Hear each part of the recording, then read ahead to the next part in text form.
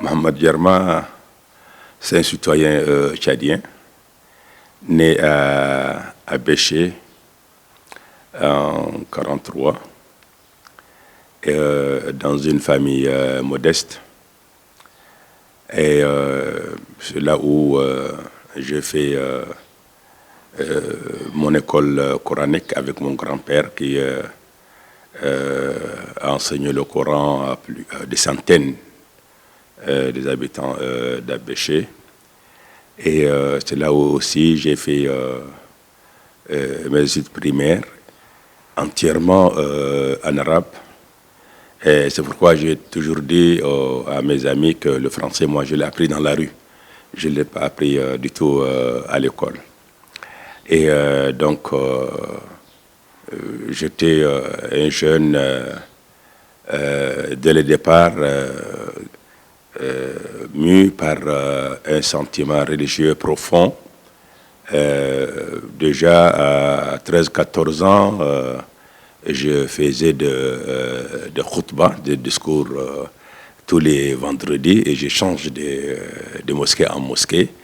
Et c'est là où j'ai acquis également vraiment l'amitié de beaucoup de jeunes et le respect de beaucoup de vieux dans la ville d'Abéché.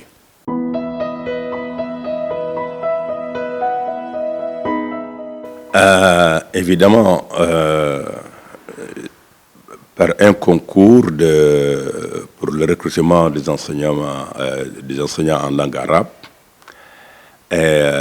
Ce concours était lancé par le ministre Issa Mangué, qui malheureusement est décédé dans un accident d'avion entre Djamena et Paris, entre Fourlami et Paris, évidemment.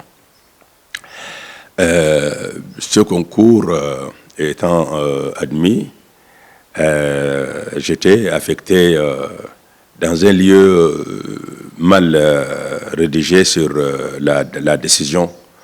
Ils ont marqué affecté à Abandéré.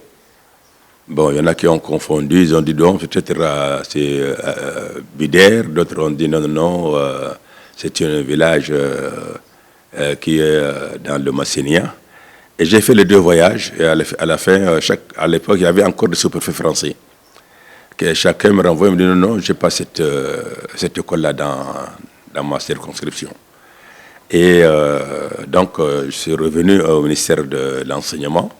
Et il y avait à la direction M. Maka, qui était d'Aboudeya, justement. Il dit, justement, nous manquons des enseignants arabes, donc tu vas partir à Aboudeya. Et c'est comme ça que donc, je suis affecté à Aboudeya. Aboudeya, c'était pour moi un enseignement extraordinaire. Dans la mesure où il y avait 5 ou 6 enseignants de langue française qui étaient tous venus du Sud. Et donc, il y en a parmi eux qui parlent très peu arabe. Et ça m'a donné, moi, l'occasion de pratiquer le français que j'ai appris à travers deux dictionnaires. J'avais un dictionnaire arabe-français et un dictionnaire français-arabe. Et je prenais 5 vocabulaires en arabe en face de la traduction en français. Et j'essayais d'étudier ces vocabulaires-là et je m'exprime avec.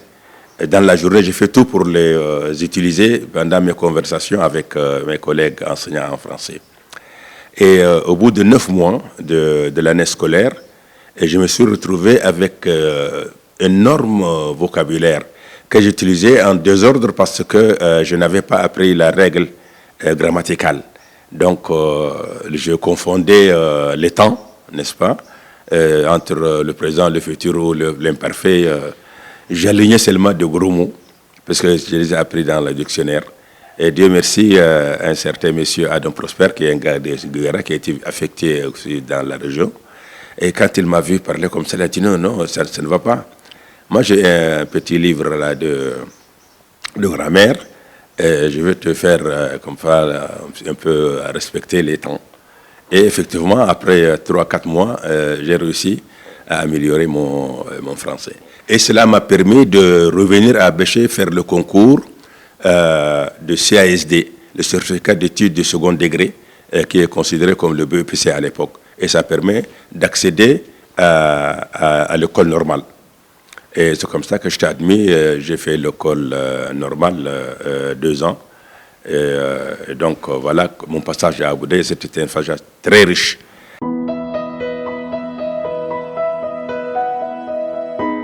C'était une histoire vraiment rocambolesque, mais elle est très intéressante pour moi. Parce que c'était le début d'une action politique. Monsieur Charles Bakouré a dirigé une délégation du bureau politique national de PPT-RDA qui est venu sur place pour comment dirais-je, former les bureaux régionaux de fédérations, de sous-sections, et ainsi de suite, de RDA. Et donc, c'était par quartier. Et arrivé dans notre quartier, le chef de notre quartier m'a demandé d'être présent. Et puis, bon, je me suis retrouvé sur la liste des membres de cette commission de notre quartier.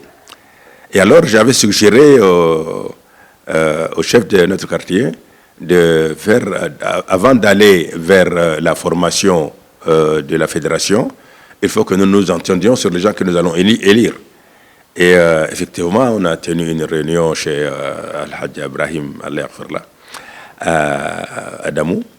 Et c'est comme ça qu'on a réussi à placer Ouchar et un certain nombre de gens à la fédération. Et ça, c'est juste le temps parce que je l'ai connu, et il m'a donné une très bonne impression. Sinon, lui, tôt il a quitté à Béché, il n'avait pas suffisamment de connaissances dans la ville. Mais comme je l'ai dit tantôt, jeune, je faisais des discours à la Constitution. J'avais vraiment une... Donc, j'ai pu le faire passer. Et quelque temps après, un certain Jacques, j'ai oublié son nom, qui était un infirmier principal à Béché, il me rencontre à l'hôpital pour me dire, bon, le dimanche prochain, nous allons organiser comment dirais-je, les élections pour désigner le bureau du centre culturel. Et tout le centre culturel actuellement est dirigé uniquement par les fonctionnaires qui sont venus d'ailleurs. Et vous, les jeunes d'Abéché, vous ne participez pas, c'est pas sérieux. Il faut nécessairement que vous assistiez pour que vous preniez part à la direction du centre culturel. J'ai dit, bon, c'est une bonne chose. Donc, c'était un dimanche. Normalement, ça devait se passer un dimanche. Le vendredi, il y avait une invitation d'un mariage et j'ai rencontré beaucoup d'amis. Je leur ai dit, écoutez, est-ce que vous êtes prêts à jouer un rôle dans le centre culturel? Ils ont dit oui. J'ai dit, bon, alors dans ce cas-là, vous vous présentez demain dimanche à le centre culturel et on va faire la direction. Bon, nous sommes venus. Mais en attendant, avant de partir, il y avait des collègues, 7 ou 8. Malheureusement, je suis le seul resté. Non, pardon, il y a un qui est là, Moussa Yogo. Sinon, tous les autres sont décédés. Nous nous sommes concertés, nous avons dit, bon, on va mettre comme président Ouchar, moi je vais être le vice-président, et on s'est partagé les places. On arrive à la réunion, on était, je crois, 17 ou 18. Ouchar n'était pas là, mais on a présenté, nous, sa candidature. Et il a réuni les 17 voix, alors que les autres candidats se sont partagés les voix et il a passé. Juste, on applaudissait sa élection, il rentre dans la salle. Et il s'assied, bon, on lui dit, bon, maintenant tu as passé, et on a d'autres. Et moi, j'étais candidat vice-président. Il a dit, non, il faut que tu te retires, tu laisses quelqu'un parmi les fonctionnaires pour ces postes-là, pour qu'on ne prenne pas tout. Je dis non, moi je tiens à rester comme vice-président. Et donc, comme il insistait, j'ai dit bon, c'est pas un problème. On remet en cause l'élection présidentielle, moi je vais me présenter comme président. Et comme ça, si j'échoue, je vais rester en dehors du bureau. Là, il a vu que ça ne va pas aller. Et donc, il a accepté.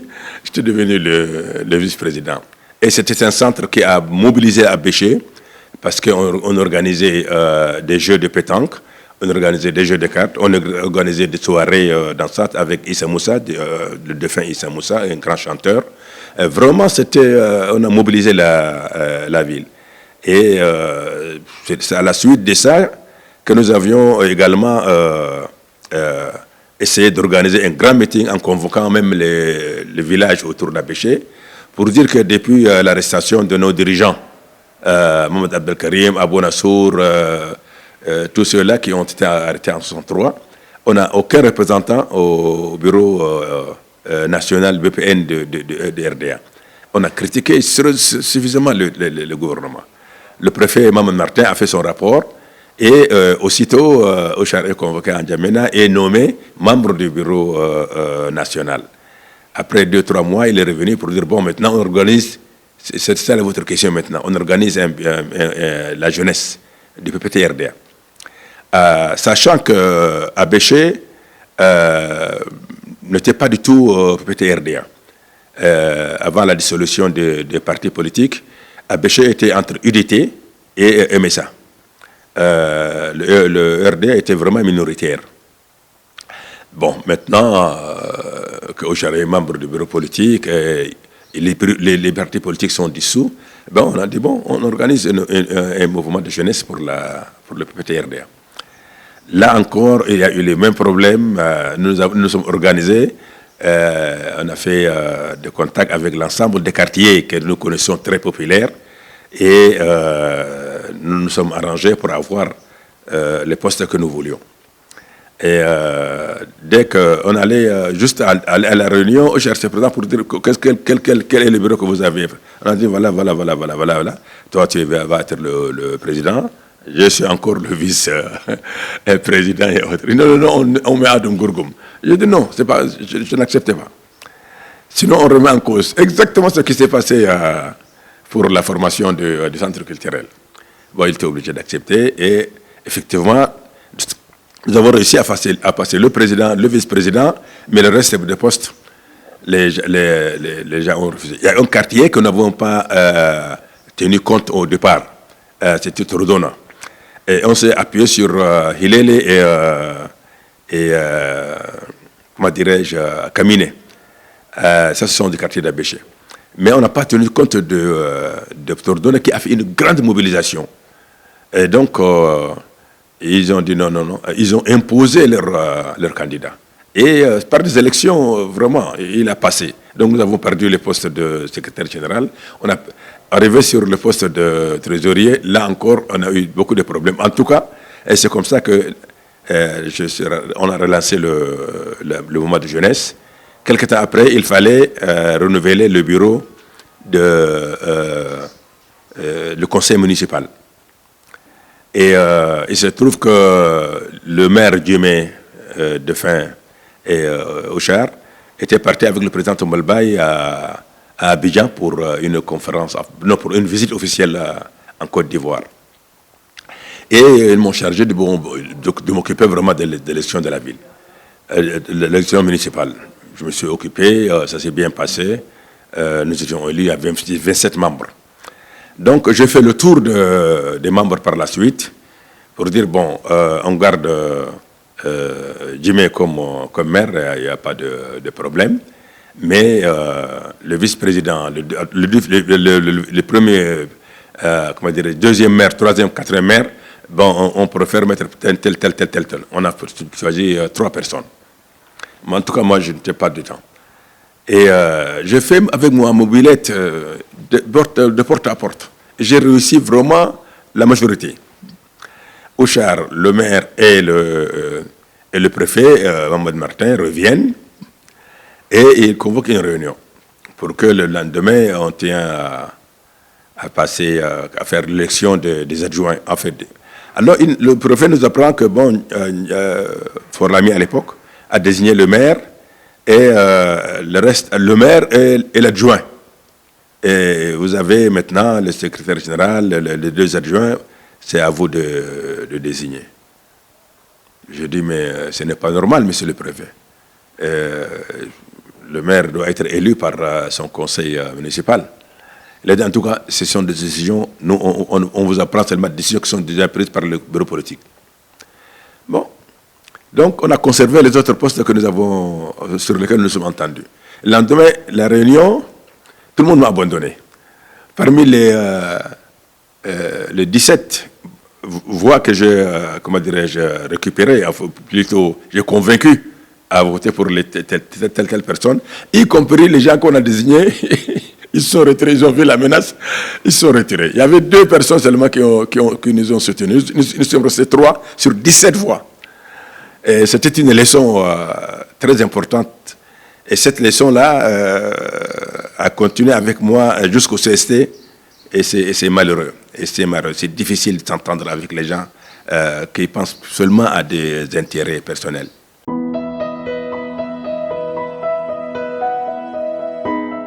J'étais surveillant général à Pala. Et j'apprends que mon grand frère, Haroun, à Bangui, il était arrêté avec 7 personnes. Et donc, le Bokassa les a mis en prison. Donc, pendant les vacances de Noël, j'ai dit, bon, je vais aller à Bangui et chercher son épouse et son garçon. Il a eu un garçon qu'elle a appelé à mon nom, Amatovic. Maintenant, il est professeur à l'université. Donc, je suis allé à Bangui. Ce jour-là, ils sont déjà... Bokassa a décidé de le transférer en N'Djamena. Et la nuit, le bureau de Frolina m'appelle pour me dire, bon... voilà, le président Bokassa a décidé de transférer nos militants en N'Djamena. Ils sont 7. Et c'est sûr que Tombouctou va les tuer.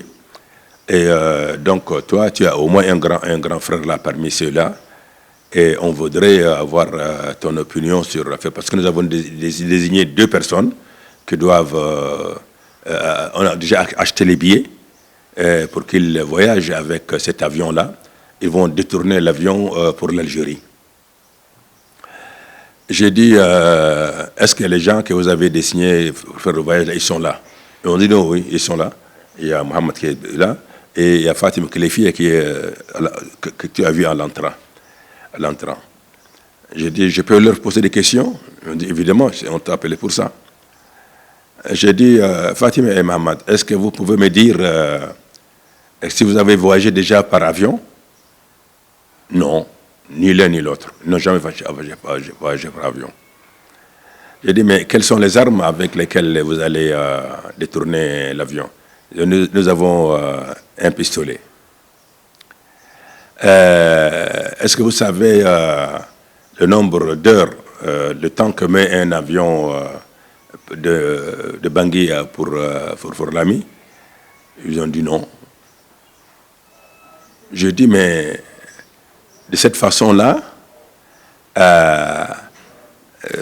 vous risquez d'assurer la mort de vos amis, alors qu'en prison, on peut le garder, ce n'est pas encore sûr qu'on va le tuer. Mais là, si vous agissez avec ces gens-là, ben, ils vont tous mourir. Puisque vous dites que vous retournez à l'avion sur l'Algérie, si l'avion a fait un tour et a atterri à N'Djamena, comment vous allez savoir qu'il est arrivé à Algérie? Aucune suite. Alors, Abdelkader Emel, il s'est décédé. Le seul parmi ces gens-là qui ont assisté à cette réunion, il s'appelle Abou Zirega. Je crois qu'il est actuellement à Doha. Et donc, ils m'ont dit, bon, vous pouvez partir, nous allons décider après vous.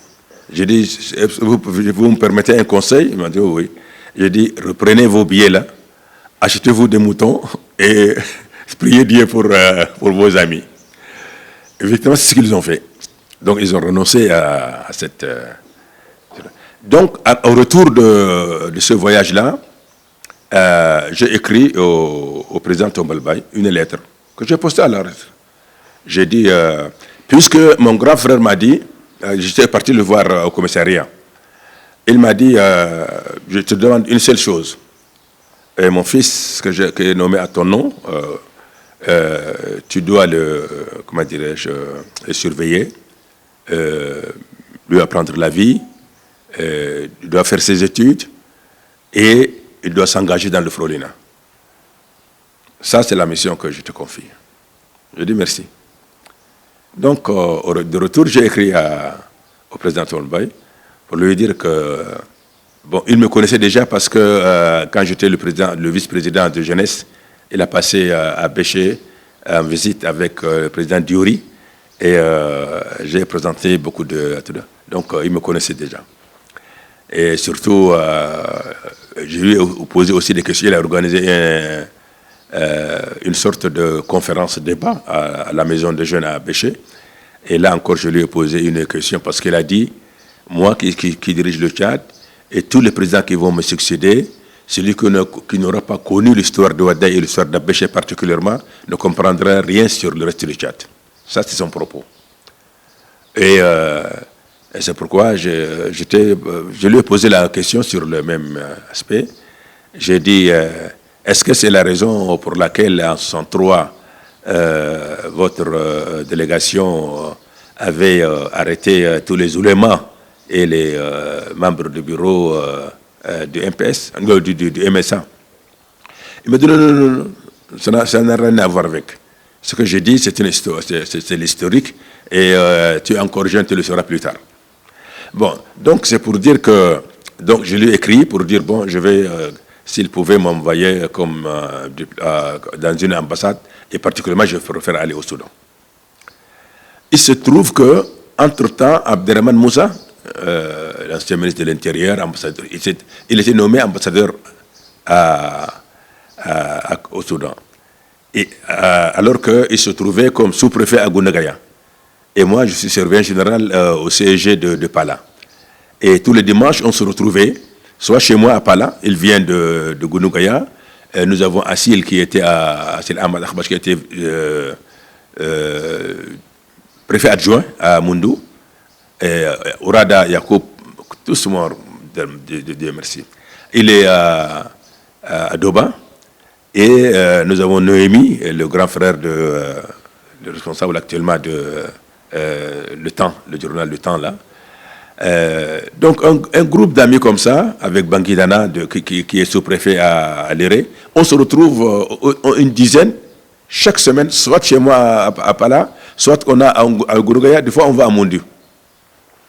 Et donc quand il le nommait à Khartoum, il vient aux affaires étrangères parce que un des secrétaires était décédé, secrétaire de l'ambassade, et il choisissait quelqu'un.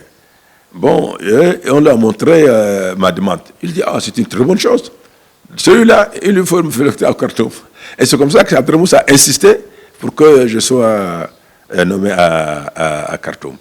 Et c'était encore une autre belle expérience au Soudan.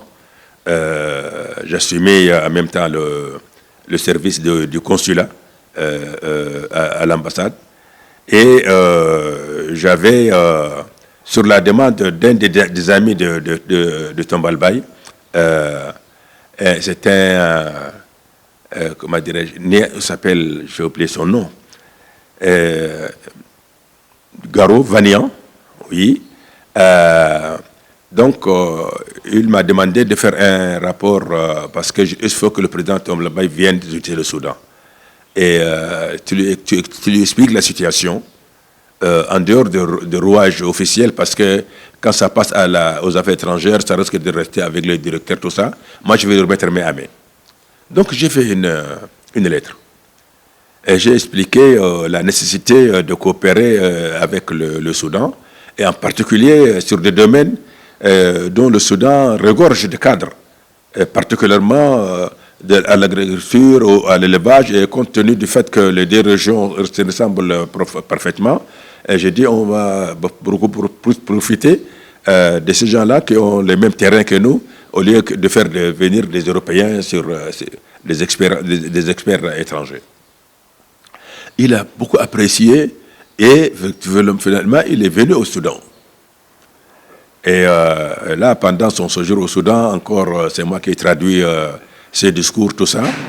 Et dès son retour à N'Djamena, il m'a mentionné, il a écrit mon nom sur la liste des élus pour la ville de N'Djamena, comment on appelle ça là, la mairie d'N'Djamena. Bon, et c'est comme ça que je suis arrivé à N'Djamena, avec Maloum qui était en mission là-bas. On a fait une tournée ensemble pour voir avec la sécurité des frontières avec Maloum, le général Maloum, qui était le chef d'état-major à l'époque. Et il m'a dit, bon, je te chargeais pour le président. C'est dommage, pas pour que tu me traduises faire la traduction pendant mon séjour ici, mais pour te ramener à N'Djamena pour assister aussi à la direction. J'ai dit, ah bon, c'est une bonne chose. Et donc, je suis venu jusqu'à N'Djamena.